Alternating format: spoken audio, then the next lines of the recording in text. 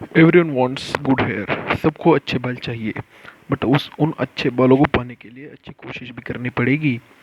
तो होता क्या है, लोगों को लगता है कहीं कि वो अगर बाल ना होंगे तो भी अच्छे दिखेंगे। अरे माना तुम दिखोगे, पर अगर तुम्हारे पास बाल होंगे तो तुम्हारे 10 पॉइंट एक्स्ट्रा बढ़ जाएंगे ना। तो अगर तुम्हें पता है जेरेमी मिक्स करके एक मॉडल है, वो बिना बालों के कैसे दिखते, गलती से उनके सर पे अभी तक बाल होते तो वो कैसे दिखते, आप बस गूगल पे जाके सर्च कर देना एक बार, जेरेमी मिक्स कैसे दिखते थे। मतलब अगर दिखते जब बाल होते तो बालों की इम्पोर्टेंस ह्यूमन की लाइफ में बहुत है। तो तो आज की वीडियो में यही बताऊंगा कि कुछ डिफिशियंसीज की वजह से आपके बाल जा सकते हैं और क्यों जाते हैं, ये रीज़न, और आपको 3 सुपर फूड बताऊंगा जिससे आपके बाल बहुत अच्छे हो जाएंगे। तो फर्स्ट ऑफ ऑल होता क्या है, मेन मैन में टेस्टोस्टेरोन करके एक मैस्कुलिनिटी वाला हार्मोन होता है जो बार बार रिलीज होता है, मतलब जिसकी वजह से मैस्कुलिनिटी बढ़ती है, जिसकी वजह से दाढ़ी आती है, जिसकी वजह से एडम्स एप्पल बड़ा होता है, ओवरऑल जिसकी वजह से बॉडी की ओवरऑल ग्रोथ होती है। एज मैन, मेन में टेस्टोस्टेरोन ज़्यादा होता है as compare to women. Women में तो बहुत कम होता है, दैट्स वाई उनकी ज़्यादा बॉडी बन नहीं पाती। तो टेस्टोस्टेरोन के बहुत ज़्यादा फायदे, बट एक नुकसान भी है टेस्टोस्टेरोन का। जब टेस्टोस्टेरोन ओवर हो जाता है तब उससे ह्यूमन की बॉडी में डीएचटी बनने लगता है। डीएचटी क्या होता है कि टेस्टोस्टेरोन का बाई प्रोडक्ट होता है, जिस बाई प्रोडक्ट की वजह से क्या होता है, हमारे बालों की स्कैल्प में मतलब वो आके फंसता है और बाल निकल जाते हैं, बाहर निकलते हैं बाल। और निकलने के बाद वो स्कैल्प का पोर हमेशा के लिए बंद हो जाता है। उसके बाद उस स्कैल्प पे, उस जगह पे बाल आना बंद हो जाते हैं। तो ये होता है मेंस में मेन रीज़न। बट यही एक रीज़न नहीं होता कि मैन में उनके हेयर फॉल होता है, और कई रीज़न होते हैं मैन में। जैसे लड़के क्या करते हैं, लड़के करते हैं कि समझो वेट लॉस कर लिया, अगर बहुत एग्जेसिव वेट लॉस कर लिया तो स्ट्रेस आता है बॉडी पे, बॉडी बाल छोड़ती है पूरे स्कैल्प से। तो उस समय क्या होता है कि डिफिशियंसीज आ जाती है बॉडी में। डिफिशियंसीज लाइक प्रोटीन डिफिशियंसी आती है जब वेट लॉस करते हैं। तो अगर प्रॉपर नॉलेज के साथ ना करो तो protein deficiency, biotin deficiency, zinc deficiency, vitamin B 12 deficiency and other कई रीज़न हो सकते हैं, जिनसे अदर एक डिफिशियंसी है करके थायराइड डिसऑर्डर्स अगर आपको हो गए तो आपके बाल झड़ेंगे। अगर आप कैंसर की केमोथेरेपी में हो तो आपके बाल हमेशा के लिए जा भी सकते हैं या फिर टेम्प्रेरी भी जा सकते हैं। तो अनदर एक रीज़न होता है स्कैल्प में इन्फेक्शन होना। स्कैल्प में इन्फेक्शन होता मतलब कई लोग होते हैं जिन्हें डैंड्रफ बहुत ज़्यादा होता है, तो उनके स्कैल्प में फंगाई भी हो सकती है, और कोई बहुत रीज़न हो सकती है इन्फेक्शन होने के पीछे। इन्फेक्शन के बाद आता है हमारा बेटा ब्लॉकर्स। बेटा ब्लॉकर्स एक बहुत बड़ा रीज़न है जिसकी वजह से बाल जाते हैं।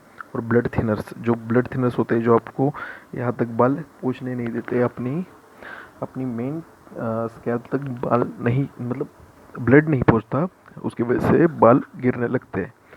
तो आयरन डिफिशियंसी एक रीज़न हो सकता है जिसकी वजह से बाल गिरते हैं। और सबसे मेन जो लड़कों को शौक लगा होता है, जेल लगाएंगे, वैक्स लगाएंगे, पोमेड लगाएंगे, और क्या पाउडर्स लगाएंगे। ये पाउडर क्या होता है, एक टेम्परेरी टाइम के लिए ठीक ही है, हफ्ते में 1-2 बार बहुत होगा। लेकिन आदत क्या होती है लोंडों को कि हफ्ते भर ही लगा देंगे, मैटिक से कभी बाल धोएंगे तो, और लगाएंगे भी लगाएंगे, रूट्स में लगाएंगे। रूट्स में ये प्रोडक्ट्स बिल्कुल नहीं लगाने होते, जो कि लोंडे गलती करते हैं जिसकी वजह से उन्हें भुगतना पड़ता है। तो फर्स्ट ऑफ ऑल ये तो लगाओ मत, लगाना है तो रूट्स में मत लगाओ, और लगाना है तो कम लगाओ। कम लगाओ क्योंकि कम नुकसान हो पाए। माना 2 दिन के लिए अच्छे लगोगे, पर 4 दिन बाद तो टकले हो जाओगे ना। चाहिए क्या टकला होना? तुम्हें तो नहीं चाहिए, क्योंकि तुम बालों को इतना सजा रहे हो, तो तुम्हें बिल्कुल नहीं चाहिए कि तुम टकले हो जाओ। तो दैट्स इट ना, समझो ना कि बालों को बचाना है तो बालों की केयर भी करनी पड़ेगी। ऑयलिंग भी कभी कभी करनी ही पड़ेगी, ऑयलिंग इम्पॉर्टेंट है बालों के लिए। हफ्ते में 1 बार ऑयलिंग कर ही ले लिया करो। बट अगर आप, मैं तो बोलता हूँ आप 1 से 2 हफ्ते के लिए शैम्पू को ना लगा के देखो। शैम्पू ना लगाने से भी बाल बहुत बढ़िया होते हैं। शैम्पू एक स्कैम है, जिन्हें जिन्हें ज़रूरत है वो लगाए, मैं ऐसे नहीं बोल रहा। एक बार ट्राई करके देखो 2 हफ्ते तक ना लगा के, क्या होता है, क्या इफेक्ट आते हैं हेयरों पे, हेयर्स पे। तो चलो अपने मेन पॉइंट पे आता हूँ।